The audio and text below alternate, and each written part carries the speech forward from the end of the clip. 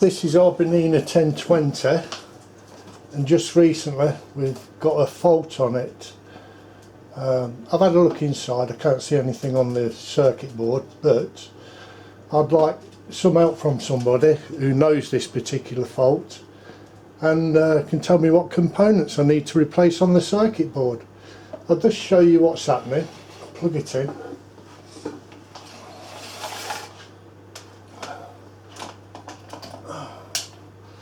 Right, so I plug it in. The first fault was we had to turn the on-off switch. We had to turn the on-off switch on and off for the pedal to work.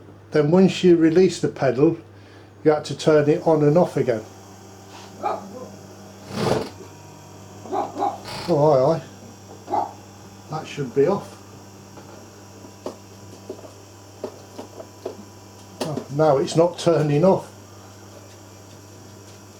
Oh, a new fault has occurred. So anyway, now when I plug the foot in, oh no, it won't turn off now, and the foot don't work. There's a new one. Turn it off. The switch is off. Turn the plug on, and that's what it's doing. So with the foot, just keeps going on its own, and that's not even on. I've been turning the switch and nothing.